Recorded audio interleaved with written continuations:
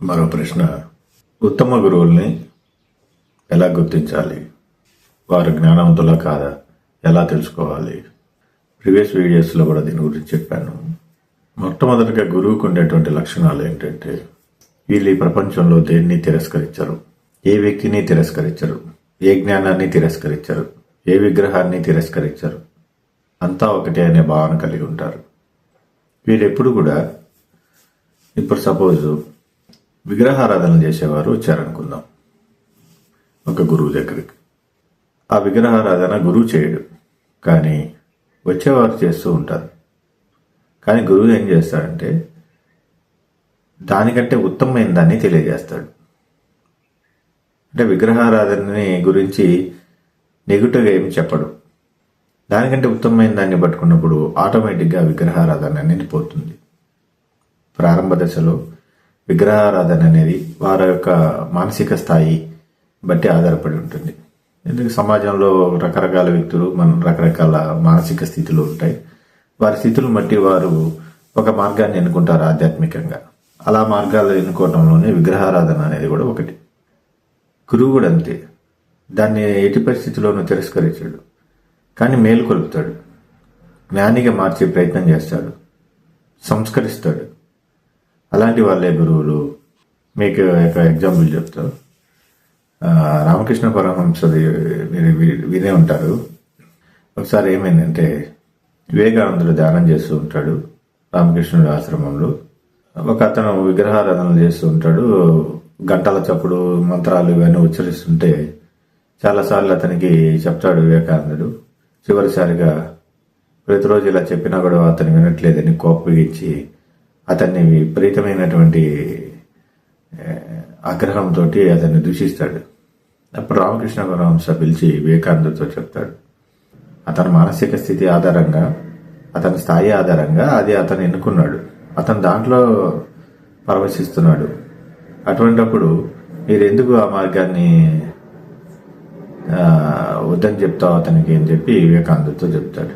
అయితే నేను ఇప్పుడు ఎలాగా సైలెంట్గా చేసుకుంటుంటే, అతను ఏవైతే పూజ చేస్తున్నాడో ఆ పూజల్లో ఆ గంట చప్పుడు మీద నువ్వు ఏకాగ్రత పెట్టు అని చెప్తాడు. అలా గురువులు ఎప్పుడు కూడా దేన్ని కూడా వద్దని చెప్పరు, దాన్ని తిరస్కరించరు. అయితే ఇక్కడ గమనించాల్సిన విషయం ఏంటంటే, గురువుల యొక్క మార్గాన్ని మీరు పట్టుకోవటం వల్ల అత్యుత్తమైన దాన్ని పట్టుకున్న తర్వాత ఇక కింద స్థాయి ఎటువంటి మార్గాలైనా సరే నిర్దాక్షిణ్యంగా వదిలించుకోవాలి. ఎందుకంటే మీరు నిరంతరం జ్ఞానిగా మారుతున్న సందర్భంలో, మారుతున్న సిచ్యువేషన్స్ని బట్టి మీరు జ్ఞానిగా మారుతూ ఉంటే మొట్టమొదటి మీలో జరిగేది ఏంటంటే గతాన్ని వదిలించుకుంటూ వస్తారు. ఇదే చాలా గొప్ప విషయం. మీరు ఎప్పుడు గతంలోనే బతుకుతూ ఉంటే, మీరు గతం యొక్క బంధాలతోటి ఉంటే, గతంలో జరిగినటువంటి ఎమోషనల్ తోటి మీరు బ్యాలెన్స్ అయ్యి ఉంటే మీరు ఖచ్చితంగా జీవితంలో ఎదగలేరు. ఎందుకంటే ఈ సమాజంలో మీరు ఆధ్యాత్మికంగా ఎదగటానికి మీరు మీ యొక్క ప్రయాణం చేస్తున్నారు ఈ భూమి మీద. ఈ ప్రయాణంలో మీరు ఎట్టి పరిస్థితుల్లోనూ గతాన్ని పెట్టుకొని అక్కడే ఆగిపోతే మీ ఆధ్యాత్మిక ఎదుగుదల ఎట్టి పరిస్థితుల్లో ముందుకెళ్లే అవకాశమే లేదు. అందుకని మీరు ఎప్పటికప్పుడు గతాన్ని వదిలించుకుంటూ ఉండండి. ఎప్పటికప్పుడు గతంలో చేశారు తెలియక విగ్రహారాధనలు, పూజలు ఇవన్నీ, వాస్తవానికి విగ్రహారాధనలు ఇవన్నీ మనిషిని చాలా బలహీన స్థాయికి తీసుకెళ్తాయి. తనలో శక్తి లేదని ఎప్పటికప్పుడు ప్రకటిస్తూ ఉంటాడు. విగ్రహారాధన చేసేవారు చేసేటువంటి పెద్ద మిస్టేక్ అదే. కానీ ప్రారంభంలో అవసరం అవుతాయి కూడా, ఎవరో ఒకరు నన్ను ఆదుకోవడానికి ఉన్నారనే బలాన్ని ఇస్తాయి.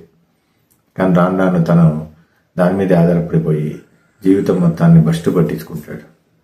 భక్తి మార్గం ఎప్పుడు మూర్ఖులుగా తయారు చేస్తుంది. ఎందుకంటే అక్కడ ఆధ్యాత్మిక ఎదుగుదల ఉండదు, భక్తి ఉంటుంది.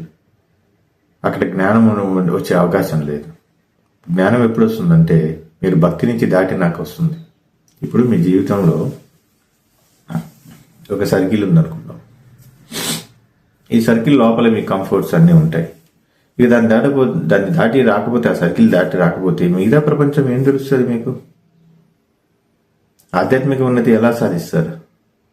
ఎప్పుడు మీ కంఫర్ట్స్, బ్యాంక్ బ్యాలెన్స్, మా ఆయన బాగా చూసుకోవాలి, లేదా మా భార్య బాగా చూసుకోవాలి, లేకపోతే మా నాన్న బాగా చూసుకోవాలి, మా అమ్మగారు బాగా చూసుకోవాలి, ఇవన్నీ ఉంటాయి తప్ప నా ఫ్రెండ్ సర్కిల్ అందరితో నేను ఇది అవ్వాలి, నేను వాళ్ళందరి దగ్గర గొప్పగా ఉండాలి, నేను ఇంత సంపాదించాలి, వారందరూ నన్ను పెంచుకోవాలి, ఇలాంటివన్నీ మీరు పోషించటం వల్ల మీరు ఇంకా ఆధ్యాత్మిక ఎదుగుదల ఏమొస్తుంది? జీవితకాలం మీరు ఆ నలుగురి కోసమే బతికితే మీరు ఆధ్యాత్మికంగా ఎదగనట్టు. అందుకని మీరు ఎప్పుడు గతాన్ని వదిలించుకుంటూ రావాలి. గతాన్ని పూర్తిగా మీ జీవితంలో నుంచి తొలగించేసేయాలి. అప్పుడు మాత్రమే మీ ఆధ్యాత్మిక ఎదుగుదల సాధ్యమవుతుంది. ఏమవుతుంది? జరిగిపోయింది కాలంలో, అది మళ్ళీ తిరిగి రాదు. ఆ కాలం అయిపోయింది, మీకు పడాల్సిన శిక్ష పడిపోయింది, ఇంకా అయిపోయింది కదా, మళ్ళీ ఎందుకు దాని గురించి ఆలోచన? ప్రత్యేకంగా మీ మానసిక స్థితిలో నుంచి ఒక శక్తిని క్రియేట్ చేశారంటే మళ్ళీ అది మీకే మేనిఫెస్ట్ అవుతుంది. అంటే మీరే విత్తనాలు వేసి మీరే మళ్ళీ ఫలితాలను కూడా పొందాల్సి వస్తుంది. అయిపోయింది, వదిలేసేయండి. ఇప్పుడు ఏం చేయాలి చేసుకోండి. ఆధ్యాత్మికంగా నేను ఎంతవరకు ఇది ఉన్నాను, అభివృద్ధి చెంది ఉన్నాను అనేది ఆలోచించాలి. మీరు ఆధ్యాత్మికంగా ఎదిగున్నారు అని మీకు ఎప్పుడు తెలుస్తుంది అంటే మీరు అన్నిట్లో బంధాల నుంచి బయటకు వచ్చి ఉంటారు. అన్ని బంధాల నుంచి. భార్య అవసరం లేదు, భర్త అవసరం లేదు, పిల్లలు అవసరం లేదు, ఎవరు అవసరం లేదు, మీతో మీరే. మీరు అన్ని బంధాల నుంచి, అన్ని ఒక స్థితుల నుంచి మీరు బయటకు వచ్చేస్తారు. దేన్ని మీరు మనసు దాకా తీసుకోరు. మీ మనసు ఆ స్థాయికి వెళ్ళిపోతుంది, ఉచ్చ స్థితికి వెళ్ళిపోతుంది. అంత గొప్పది, అంత గొప్పగా ధ్యానం చేశారు. ఇది ధ్యానంలో సాధ్యమవుతుంది. జ్ఞానం ఎప్పుడు ధ్యానంలోనే వస్తుంది. ధ్యానంలో మాత్రమే మోక్షం వస్తుంది. అందుకని మీరు అత్యుత్తమైన దాన్ని పట్టుకున్నప్పుడు ఇంక కింద స్థాయి ఏవి అవసరం లేదు. లేదా ఎవరైనా పిలిచారు, వెళ్తాం, ఏమైంది గుడికి. ఇప్పుడు నేను గుండు చేయించుకున్నా, లాస్ట్ ఇయర్ దాదాపు 11 సార్లు చేయించుకున్నా, తిరుమలలోనే చేయించుకున్నాను. కానీ నాకు ఎప్పుడు గురువులు ఉద్దేశించడం అలా లేదు. వెంకటేశ్వర మహనీయుడు, దాంట్లో సందేహమే ఉంది. గొప్ప గురువు, దాంట్లో ఏం సందేహం లేదు. ఆయన మనస్ఫూర్తిగా నేను ఇష్టపడతాను, కానీ నేను అక్కడే ఆగిపోను అన్నారు. మొన్న మేము అన్నదానం చేసినప్పుడు పైన వెళ్ళి గుండు చేయించుకుంటే నువ్వు ఇవన్నీ నమ్మవు కదా, టెంపుల్స్కి వెళ్ళావు కదా, ఎప్పుడు ధ్యానంలోనే ఉంటావు కదా. నేను వాటికి వ్యతిరేకం కాదు, నేను దేన్ని తిరస్కరించలేదు. దాని ప్రాసెస్ అది, నా ప్రాసెస్ అది. నేను దాన్ని వదిలించుకున్నాను. ఎందుకంటే గతంలో నేను 15 సంవత్సరాల పాటు గతంలో నేను 15 సంవత్సరాల పాటు వెంకటేశ్వర స్వామిని కూర్చాను. నేను ఆయన తప్ప వేరే స్థితి లేదు నాకు. ఆయన తప్ప వేరే ఏ ఒక్క ఇది లేదు. అంటే నేను ధ్యానంలోకి రాకముందు 20 సంవత్సరాల ముందు 15 సంవత్సరాల పాటు వెంకటేశ్వర స్వామిని మాత్రమే కూర్చేవాడిని. ఇంకా వేరే ఏ దేవుళ్ళను చూసేవాడిని కాదు. నేను పడుకుంటే నా పక్కన వెంకటేశ్వర స్వామి పటం ఉండేది. నా దిండు పక్కన ఇంకో దిండు ఉంటుంది, ఆ దిండు మీద వెంకటేశ్వర స్వామి పడుకొని ఉండేవాడు. తిరుమలలో కొన్న వైట్ అండ్ బ్లాక్ ఫోటో ఉండేది, అది పెట్టుకుని నిద్రపోయేవాడిని. అంత భక్తిలో ఉండేవాడిని. ఎప్పుడు నష్టాలే జరుగుతుండేవి జీవితంలో. అదే ఆయన ఉన్నా కూడా నన్ను ఎవరు నన్ను ఎవరు కాపాడట్లేదు ఏంటి?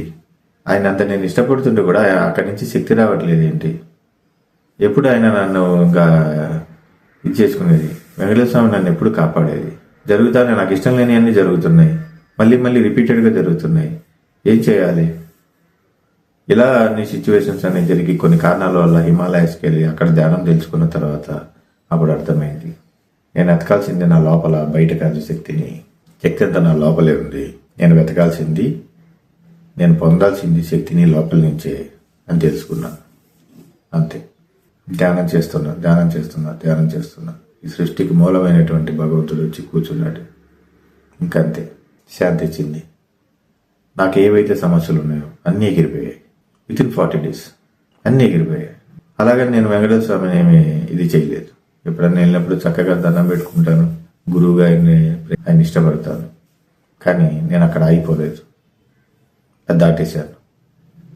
అలాగని మనం కూడా బంధాలు, బంధుత్వాలు, దేవుళ్ళు, పూజలు, వ్యవస్థ, వీటన్నిటిని మీరు దాటుకుని రావాలి. జ్ఞానం వైపు అడుగు వేయాలి. ఈ జ్ఞానం వైపు అడుగు వేసే క్రమంలోనే మీరు ఆధ్యాత్మిక ఉన్నతి ఎంతో సాధిస్తారు. అది వచ్చిన తర్వాత మీరు చేసినటువంటి పనులన్నీ చాలా చిన్నవి అనిపిస్తాయి. అందుకని మీరు ఎప్పుడు కూడా ధ్యానాన్ని నమ్ముకొని చక్కగా మీలోకి మీరు ప్రయాణం చేస్తుంటే నిత్య ఆనందము, నిత్య శక్తి పొందుతూ ఉంటారు. ఇది ధ్యానంలో మాత్రమే సాధ్యం. లోకా సమస్త సుఖినో భవంతు. సర్వం కలివిదం బ్రహ్మ. శుభం భయాత్, శుభం భయాత్, శుభం భయాత్, శుభం భయాత్, శుభం భయాత్.